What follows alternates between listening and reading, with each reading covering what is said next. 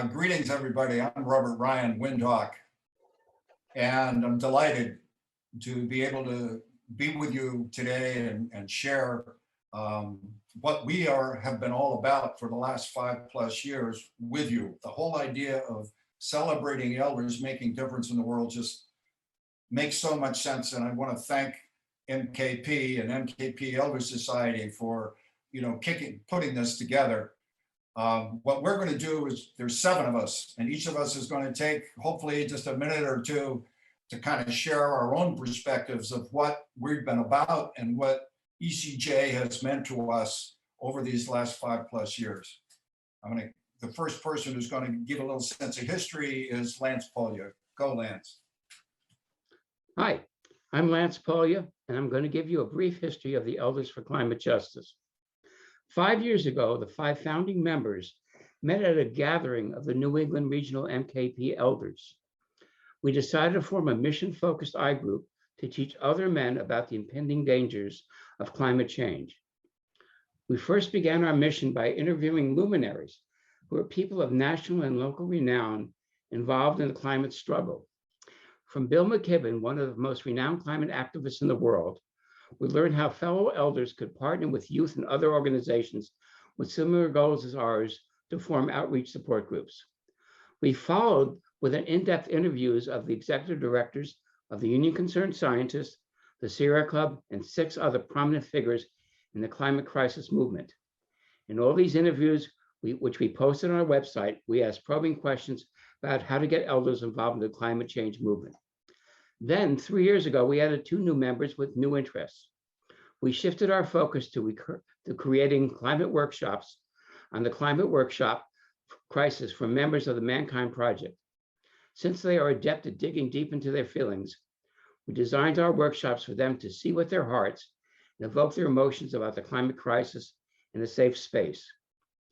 Last year, we presented our workshops to Usage, which is the USA Gathering of Elders Conference, where we made a well-received 90-minute presentation for members of Mankind Project and Women Within. Then last March, we made a similar successful presentation to the Elders Cafe. That brings us up to date about the history of our group. I'll now turn it over to Judd Laurie, who will talk about our group's missions and goals. Thank you. Thank you, Lance. Our group spent some time and care in drafting a mission statement. The statement describes who we are and where we want to go, description of our desired future. We also adopted 3 broad goals that support the mission statement, but I won't go into those today. The mission statement reads, seeking a just and sustainable world, we Elders for Climate Justice work to actively address the accelerating climate crisis that threatens us, our children, those who will follow, and all other life on our beloved planet. For me, the mission statement serves as a kind of North Star that kind of helps me stay pointed in the right direction. You may have noticed that the word justice came up twice in the mission statement. We talk about a just world as being one of our goals. We have justice in the title of our group, Elders for Climate Justice. So just where does climate justice fit into this equation? We're all aware of the physical impacts of climate change in a variety of arenas. We've got heat levels which continue to go up. We've got more and more frequent and extensive floods. We have wildfires that rage in the West, melting ice caps, rising sea levels, and so on. What we're much less aware of is the differential impact on communities that are most vulnerable and least able to cope. That's where justice comes in, being aware of these differential impacts and seeking to alleviate them wherever possible to avoid them. So thank you. I'm going to turn this over now to John Woody, who will talk to you about public health and climate change. John? Thanks, Judd. As a retired physician, my passion around climate change has to do with its health impacts, but it's not the numbers or the graphs of diseases and deaths that motivates me to do this work.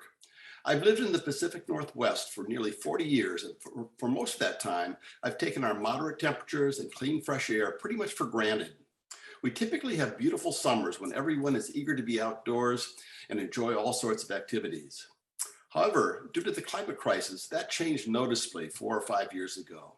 We are now plagued with annual wildfires and more frequent heat waves. We've had to spend more of our summertime indoors surrounded by fans and air purifiers. This has been frustrating for all of us, but for those with underlying health issues, it can be devastating. One such person was my close friend, Bill, who was part of one of my men's circles. Bill had some underlying respiratory problems, but he remained active and was able to enjoy things such as camping and hiking. In 2017, however, our wildfire season was particularly severe and our air quality was extremely unhealthy. Bill's bronchitis flared up and he ended up in the hospital. He never recovered from this and he died 2 weeks later. That was the day that climate change became very real and personal for me. It was then that I decided that I needed to take some sort of action, and a short time later, I joined Elders for Climate Justice. I'm in. So I guess that brings to me, Steve Amon, teaching Bobcat. And I don't have a prepared statement, but I wanted to just take the opportunity to explore this celebration of elders a little bit and give a little bit of history for me. I went through my NWTA in my early 40s and very quickly tapped into the energy of the elders. And by the time I was in my late 40s, I declared my eldership. And it's been an amazing process for me to explore the second half of life, so to speak, and to discover that I still have a lot to contribute and I have a need to contribute. What I've discovered is this Elders for Climate Justice group fulfills that need in a big way. It gives me an opportunity to be part of something bigger than myself. And I've been a farmer most of my life. I just retired from farming this year. And I've been seeing the climate change effects firsthand on the land with the plants and the trees and the insects and the wildlife. And I have a lot of gratitude to be able to be part of a circle like this, circle of elders that are out there making a difference, that recognize that we're not ready for our rocking chairs yet. We're out there looking to see how we can have an impact for those that come after us. And that's really, for me, what ECJ is about. That's for me what being an elder in this day and age is about. And just finding a way to leave the world. I don't think we're going to leave it better than we found it, but if we can mitigate the negative effects that come after us, that's my driving force right now. 3 years ago became a great grandfather, and when I think about that little girl Aria, that just motivates me. I want to do what I can. So with that, I am in. Stu Kennedy. Hi, I'm Stu Kennedy, Magnificent Kingfisher. Elders for Climate Justice reinforces for me the power of synergy, where the whole exceeds the sum of the parts. Let me explain. Alone, I've worried about climate change and especially my own contributions to it since the 1980s. Acts like composting, turning off the lights, carpooling, and joining the great conservation organizations all felt good. But those actions weren't enough for me, or obviously for the earth. The problems intensified, along with my grief. Initiating in the Mankind Project in my 70s, I learned the importance of creating a mission for bettering the world. Declaring as an MKP elder brought me into brotherhood with equally awakened, concerned, and passionate men. Elders for Climate Justice has given me a way to put my mission into meaningful action. We challenge each other to get into the arena, to pool our energy and our skills in taking on projects that can help this great cause of slowing climate change during our remaining years. And we support each other outrageously. Gentlemen, I'm in. I'm Steve Semmer, and I also don't have a prepared piece here, but While I've been watching my fellow elders for climate justice give their testimonials today, I've been kind of overwhelmed by a really warm feeling. Before I joined Elders for Climate Justice, I was terrified and overwhelmed by the climate issue to the point where I could not pay attention to it. It was too much. And my involvement with this group has allowed me to stay engaged and to understand that whatever I feel able to do in a given week is enough, because I'm not doing this alone. I'm actually partnering with a group of men that I deeply care about and respect. And the things I think that I've discovered, and I think we've discovered as well, is that these small groups can be significant. Our group can be significant. A group of 7 or 8 people can make moves that can make a big difference in the world.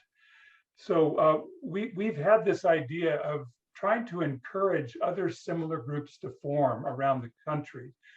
So we have a model of lots of these, lots of similar groups to Elders for Climate Justice, which would be independent groups around the world, each of them kind of doing work in their communities, in their areas, or according to their expertise.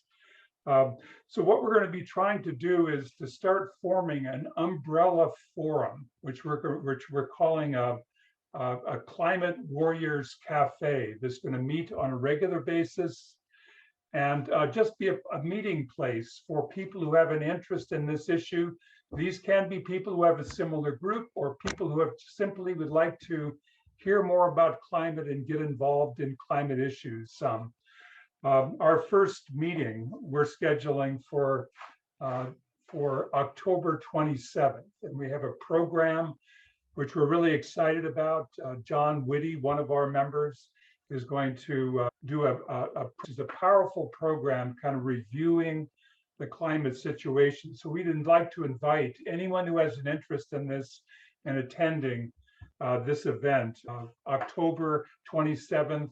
We will be sending out announcements about that as we go. I'm Robert Ryan Windhawk, live in Newton, Massachusetts, just outside Boston.